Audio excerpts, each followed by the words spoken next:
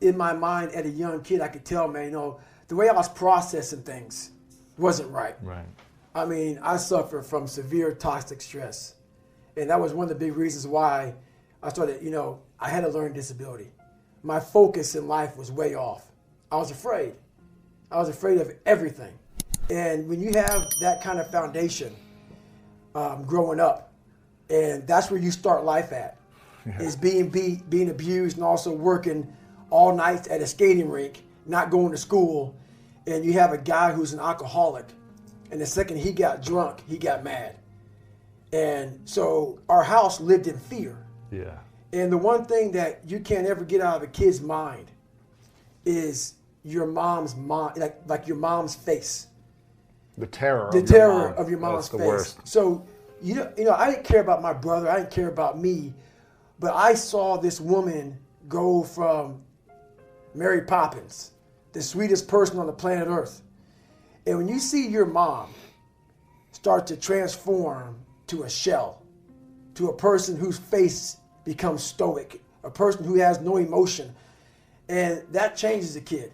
Yeah. And when you're young and you have to grow up so fast, so by 8 years old, my mind was of us 40-year-olds at 8.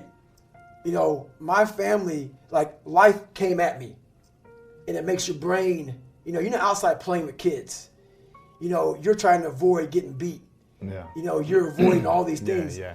Man, once those doors shut, Yeah. My dad gave everybody a different view of him. Your dad's amazing.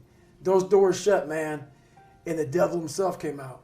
So it was rough, and that's why my foundation was so beaten down at a young age. My dad took her soul, but what I did as a young kid is I observed everybody. I wasn't really smart in the books, but I was real smart when it came to life. Yeah. And I was able to sit back and watch her mistakes. I was able to see how she struggled through life and how I don't want to struggle through life. And I was able to see she never picked me up. The biggest thing she did for me, and this is the honest to God truth, and she doesn't even know she did it. When I would bust my ass, when I would fail, when I was at the bottom of the sewer, she never picked me up. She never gave me that cookie and said, hey, son, it's going to be okay. Yeah. She didn't have time for that. And sometimes she gets upset when I talk about my past because it paints her out to be not the best mom. If I had any kind of mom in that kind of environment, I would have never made it. Because she forced me, for whatever reason, she forced me to, you better figure this out or you're going to be a statistic. The hardest obstacle was myself.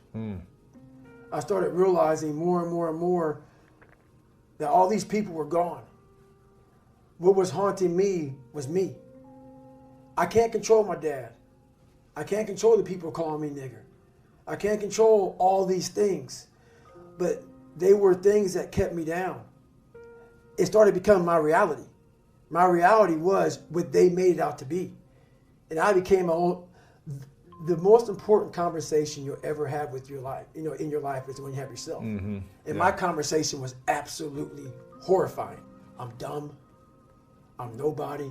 My dad was great in mental warfare. A drunk, insecure man will make everybody around him feel like hell. Because he wants to give you no power.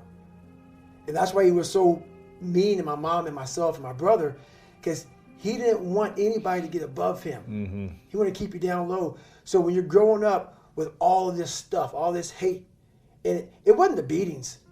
I could take the beatings all day. It was the mental torture.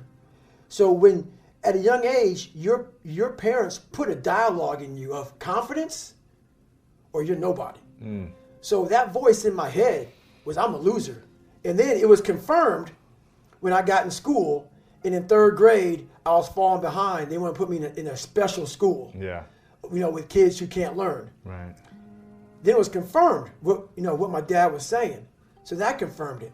Then I started cheating. So I started realizing, I'm taking the easy way out again. And it started snowballing from there. Now the kids are calling me nigger. But it wasn't all the kids. So what happens is you start to get this picture that everybody hates you because your reality becomes so big that you don't you can't see the clear picture. It might have been 3 or 4 That's kids it. doing it over and over. Right, but it was the whole town. Yeah. Everybody hated me. So The world hates me. That's right. Yeah. And that's when it became toxic. And that is where I became my worst enemy. My mom was getting ready to get married, and this guy came into our lives. His name was Wilmuth.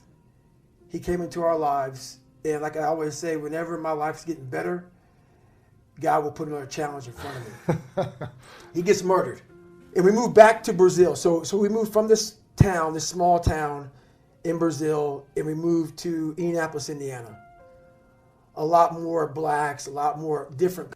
So when I was first in Brazil, I was 8 and 9. Wow. Kids don't care. Yeah. You're just a kid.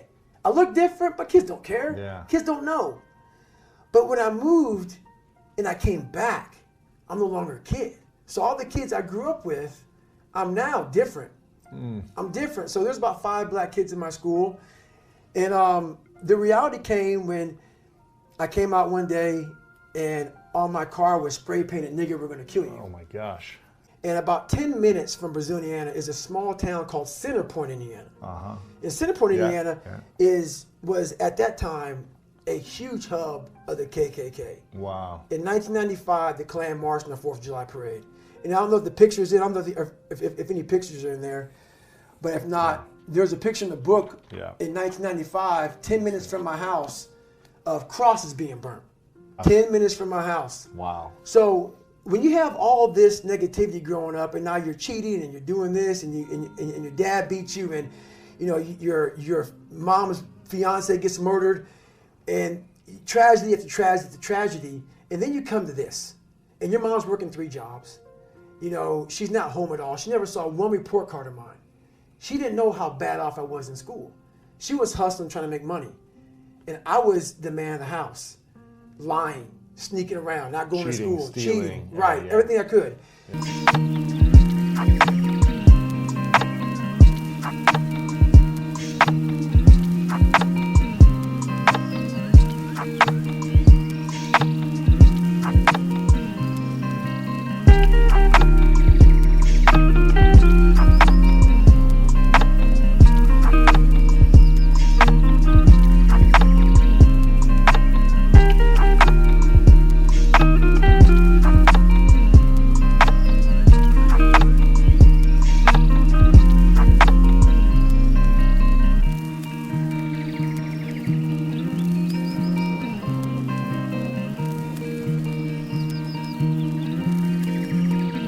And so I walked out of school one day and saw this "Nigger, we're gonna kill you" on my car. And I went in to get the principal. There's several incidents like this that happen. I went to get the principal, and the principal, he didn't have anything. He couldn't give me any advice. And I didn't want to tell my mom about it because my mom was already bothered by my dad beating her down, and now her fiance got murdered. So I kept everything away from her. Oh. So I'm in the car wash trying to scrub this stuff off, and I got home, and so happens 2 weeks later, she gets a note from school. And the note says, "Your son is going to fail. He's not going to graduate." And she's like, "What is this?" And I had to come clean with my mom of all the years of me cheating, of all the bullying, of all this and all that. And she was such in a bad spot in her life that the best thing she could do was like, "Hey, you know, you're going to fail. You're going to fail school." Wow. And I was like, my God, man, like, you know, she was in a dark place, and I was in a dark place, and we were kind of on our own in the same house, but living different lives. And I realized at this time in my life, she was a great mom, but I was on my own. And that's when a real big change happened for me. So I said, I'm going to join the military. You know, I wanted to go into the delayed entry program. Mm-hmm. And I went to take the ASVAB test, and I cheated. That's what I did. You're good. So I got my friend, because I walked into the recruiter's office, and the recruiter says, "Hey, you got to take this ASVAB test." Second I heard the test, I was like, "Man, oh, hang on a second. I'm going to go. Can I come back tomorrow?" So I come back, and the recruiter starts handing these tests out. And I'm like, "Great, I'm going to sit with my boy. I'm going to copy off my boy." He had a different test than I did. Ooh. So I couldn't copy off him. Yeah. And that's when the light bulb hit on. I felt it twice, and the third time, I said, "Mom, I need help." And she said, "We don't have much money, but we can afford a tutor for 1 hour a week for 6 months because this is my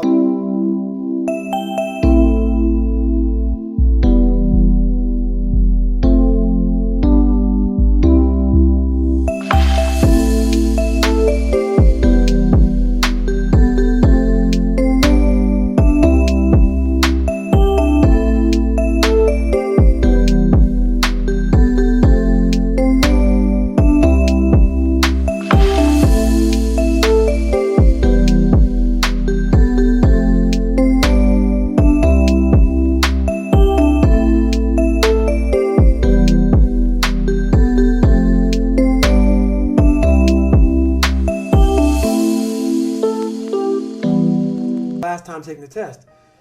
And so I had to learn. So I had a third grade reading level. I'm a junior in high school. Yeah. So I had 6 months to learn all this stuff.